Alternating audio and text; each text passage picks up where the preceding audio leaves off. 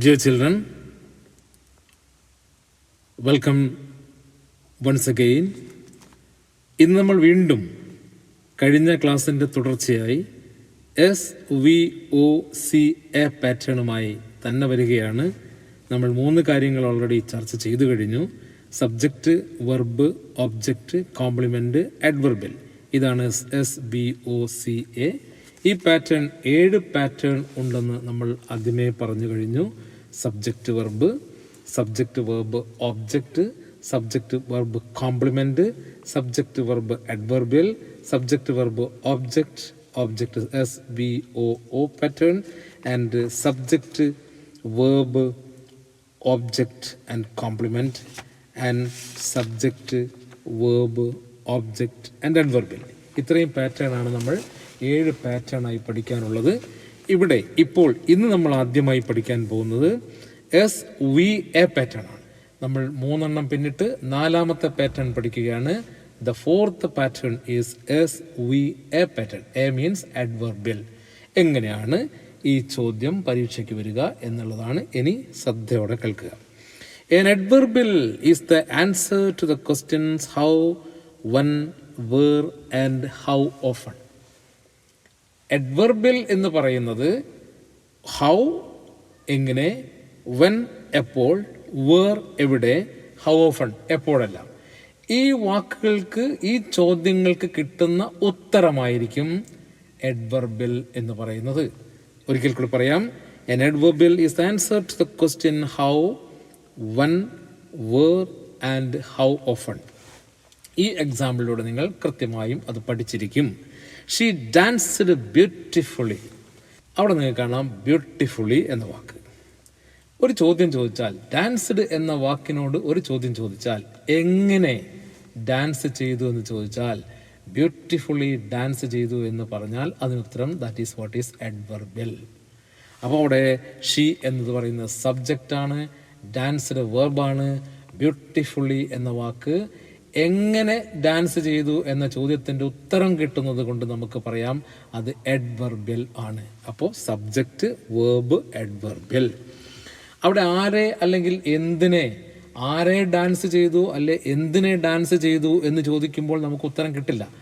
ആരെ എന്തിനെ എന്ന് ചോദിച്ച് ഉത്തരം കിട്ടിയാൽ നമുക്കറിയാം, നമ്മൾ കഴിഞ്ഞ ക്ലാസ്സിൽ പഠിച്ചു സബ്ജക്റ്റ് വെർബ് ഒബ്ജക്റ്റ് ആയിരിക്കും. അത് സബ്ജക്റ്റ് ചെയ്യുന്ന പ്രവൃത്തി ആരെ എന്തിനെ എന്ന് ചോദിച്ചു കഴിഞ്ഞാൽ അവിടെ കിട്ടുന്ന ഉത്തരം ഒബ്ജക്റ്റ് ആണെങ്കിൽ ഇവിടെ എവിടെ, എപ്പോൾ, എങ്ങനെ, എപ്പോഴെല്ലാം ഈ ചോദ്യങ്ങൾക്ക് കിട്ടുന്ന ഉത്തരമായിരിക്കും അഡ്വർബൽ. മറന്നു പോകരുത്. Where, when, how and how often ഈ ചോദ്യങ്ങൾക്ക് കിട്ടുന്ന ഉത്തരമായിരിക്കും അഡ്വർബൽ. ഇനി മറ്റൊരു ഉദാഹരണം ശ്രദ്ധിക്കുക. Mister Thorat reached the shooting location. Mister Thorat പരീക്ഷയ്ക്ക് നിങ്ങൾക്ക് ഒരു പാഠഭാഗവുമായിട്ട് ബന്ധപ്പെട്ട ഒരു ചോദ്യമാണ്. Mister Thorat reached the shooting location. അവിടെ നമുക്കറിയാം മിസ്റ്റർ തോററ്റ് എന്ന സബ്ജക്റ്റാണ്, റീച്ച്ഡ് എത്തിച്ചേർന്നു, പിന്നെയും ബാക്കി പറയുന്നു ദ ഷൂട്ടിംഗ് ലൊക്കേഷൻ. നമുക്ക് കൃത്യമായി പറയാം എവിടെ. Where did mister Thorat reach, where did mister Thorat reach എന്ന് പറയുന്ന ചോദ്യത്തിൻ്റെ ഉത്തരമാണ് shooting location. So that is adverbial. She will arrive at 10 o'clock. She സബ്ജക്റ്റാണ്, വിൽ അറൈവ് വേർബാണ്, എത്തിച്ചേരും. ഒരു ചോദ്യം ചോദിച്ചു നോക്കുക, എപ്പോൾ എത്തിച്ചേരും. When will she arrive, when will she arrive എന്ന് ചോദിച്ചാൽ ആ ചോദ്യത്തിന് ഉത്തരം കിട്ടുന്നത് 10 o'clock എന്നാണ്. അപ്പോൾ ആ 10 o'clock, അറ്റ് 10 o'clock എന്ന് പറയുന്നത് അഡ്വർബലാണ്. മനസ്സിലായി എന്ന് കരുതുന്നു. ഇനി അടുത്ത പാറ്റേൺ നമ്പർ 5, 5ാമത്തെ പാറ്റേൺ ശ്രദ്ധിച്ച് കേൾക്കുക. സബ്ജക്റ്റ്, വേർബ്, ഒബ്ജക്റ്റ്, ഒബ്ജക്റ്റ് അങ്ങനെ വരാം. സബ്ജക്റ്റ് കഴിഞ്ഞ് ഒരു വെർബും മറ്റൊരു ഒബ്ജക്റ്റും പിന്നെ വീണ്ടും ഒരു ഒബ്ജക്റ്റ്, ആ രീതിയിൽ സെന്റൻസ് വരാം. Mister Thorat gave Satyajit Ray 2 tigers. Mister Thorat gave Ray 2 tigers. ഇവിടെ നമുക്ക് കാണാൻ പറ്റും some verbs such as give, ask, bring, buy, find, read, tell, etc. need 2 objects in certain construction to complete the sense of a sentence. In a sentence having two objects, the answer to whom will normally be the indirect object. നോക്കുക അവിടെ, to whom did Thorat give 2 tigers? ആർക്ക്, തോറട്ട് ആർക്കാണ്, തോറട്ട് ആർക്കാണ് 2 ടൈഗറിനെ നൽകിയത് എന്ന് ചോദിച്ചാൽ അത് indirect ഒബ്ജക്റ്റാണ്. Answer എന്താണ്? റായ്, റായ്ക്ക് നൽകിയെന്ന്. അപ്പോൾ റായ് എന്ന് പറയുന്ന അവിടെ ഒരു ഒബ്ജക്റ്റാണ്. ഇനി മറ്റൊരു ഒബ്ജക്റ്റ്, ആ ഒബ്ജക്റ്റ് ഏതാണ്? 2 tigers. Answer to what will be the direct object? What did Thorat give to Roy? What did Thorat give to Roy? Answer 2 tigers. അവിടെ കറക്റ്റാണ്. അവിടെ വാട്ട് എന്ന ചോദ്യത്തിന് ഉത്തരം കിട്ടുന്നത്, വാട്ട് എന്ന ചോദ്യത്തിന് ഉത്തരം കിട്ടുന്നത് ഡയറക്റ്റ് ഒബ്ജക്റ്റും, അതേപോലെ ടു ഹും എന്ന ചോദ്യത്തിന് ഉത്തരം കിട്ടുന്നത് ഇൻഡയറക്റ്റ് ഒബ്ജക്റ്റുമായിരിക്കും. അവിടെ ഒരു ബുദ്ധിമുട്ടുമില്ല. ആദ്യം വരുന്ന സെൻറ്റൻസിൽ ആദ്യം വരുന്നത് ഇൻഡയറക്റ്റ് ഒബ്ജക്റ്റ് ആയിരിക്കും, രണ്ടാമത് വരുന്നതായിരിക്കും ഡയറക്റ്റ് ഒബ്ജക്റ്റ്. ഇനി മറ്റൊരു എക്സാമ്പിൾ ശ്രദ്ധിക്കൂ. The grand mother told her children a lot of stories. The grandmother എന്ന് പറയുന്നത് സബ്ജക്റ്റാണ്, ടോൾഡ് വേർബാണ്, ഹെർ ചിൽഡ്രൻ എന്ന് പറയുന്നത് ഇൻഡയറക്റ്റ് ഒബ്ജക്റ്റാണ്, എ ലോട്ട് ഓഫ് സ്റ്റോറീസ് എന്ന് പറയുന്നത് ഡയറക്റ്റ് ഒബ്ജക്റ്റാണ്. എന്ന് പറഞ്ഞാൽ ടു ഹും എന്ന് ചോദിച്ചാൽ, ഉത്തരം ചോദിച്ചാൽ, ഒരു ചോദ്യം ചോദിച്ചാൽ ടു ഹും എന്ന ചോദ്യം ചോദിച്ചാൽ അവിടെ കിട്ടുന്ന ഉത്തരം ഹെർ ചിൽഡ്രൻ എന്നാണ്. എ ലോട്ട് ഓഫ് സ്റ്റോറീസ് എന്നുള്ളത് what did she tell, what did grand mother tell എന്ന് ചോദിച്ച ചോദ്യം, അതിൻ്റെ ഉത്തരം എ ലോട്ട് ഓഫ് സ്റ്റോറീസ് ആണ്. അപ്പോൾ വാട്ട് എന്ന് ചോദിക്കുമ്പോൾ ഈ ഡയറക്റ്റ് ഒബ്ജക്റ്റും, ടു ഹും എന്ന് ചോദിച്ചു കിട്ടുന്ന ഉത്തരം ഇൻഡയറക്റ്റ് ഒബ്ജക്റ്റും ആണ്. Once again, the grandmother subject, told verb, her children object, a lot of stories another object, that is direct object. He asked them a difficult question. He asked them a difficult question.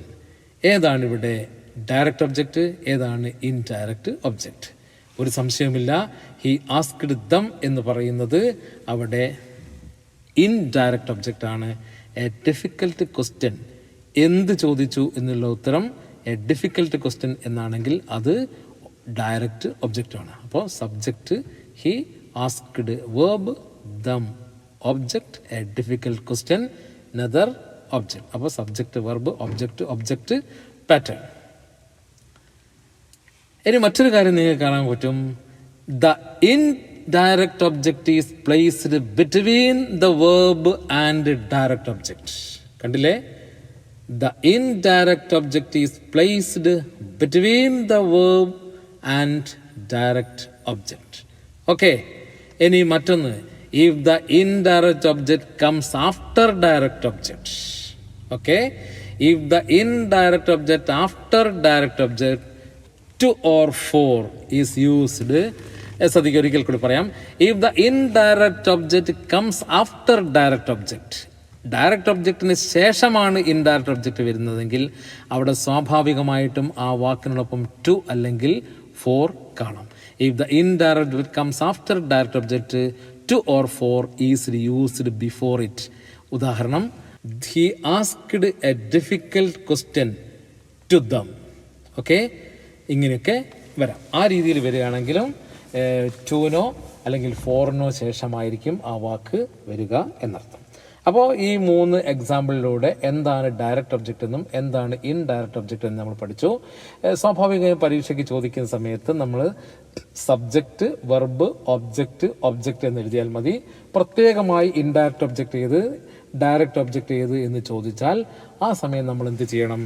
നമ്മൾ കൃത്യമായി direct object ഏതാണെന്നും indirect object ഏതാണെന്നും എടുത്ത് എഴുതണം. അതും നിങ്ങൾക്ക് പ്രയാസം ഉണ്ടാവില്ല. ഇനി നമ്മൾ അടുത്ത ടോപ്പിക്കിലേക്ക് പോവാണ്, അടുത്ത പാറ്റേൺ പോവാണ്.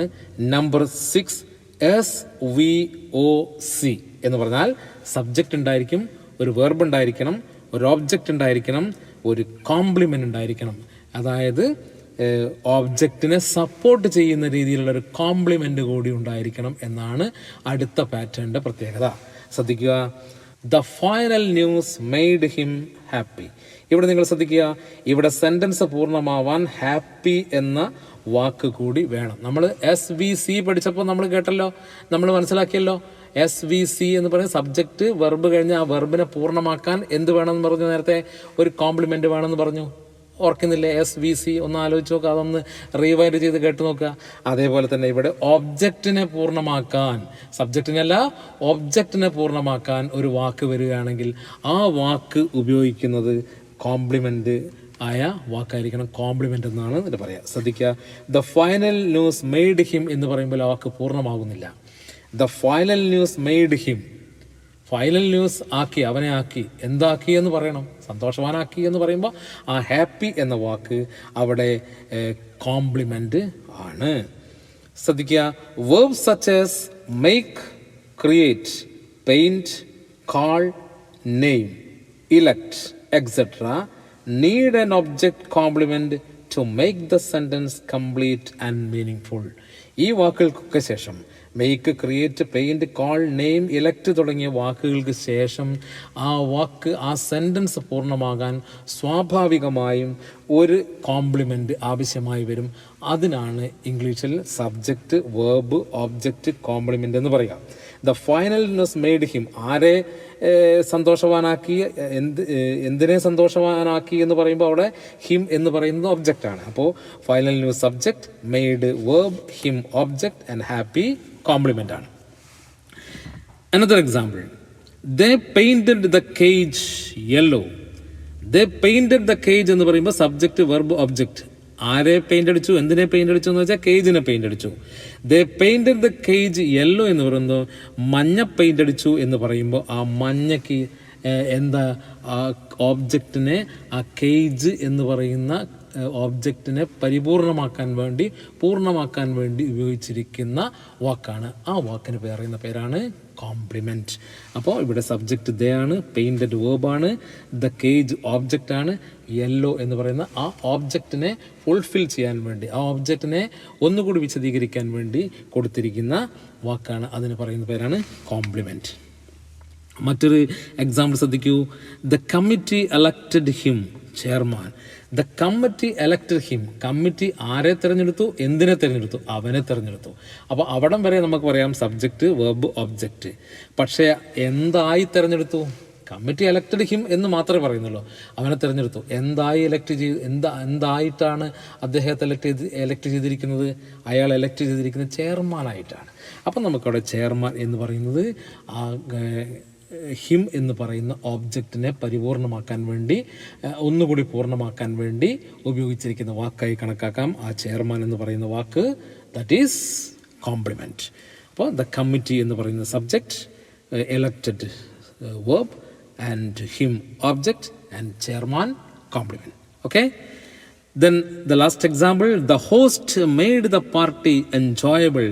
The host made the party എന്ന് പറയുമ്പോൾ സെൻറ്റൻസ് പൂർണ്ണമല്ല.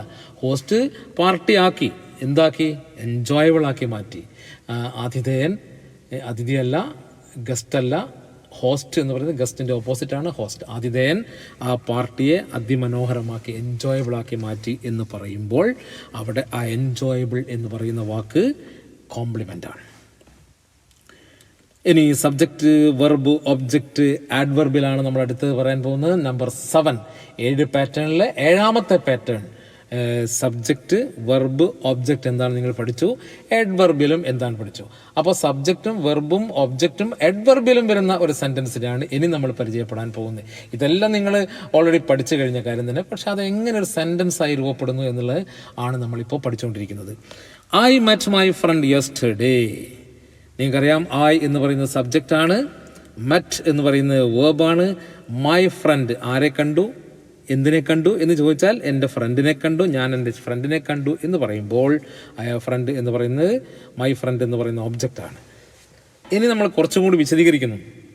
എപ്പോൾ കണ്ടു, എപ്പോൾ കണ്ടു. ഐ മെറ്റ് മൈ ഫ്രണ്ട് എപ്പോൾ.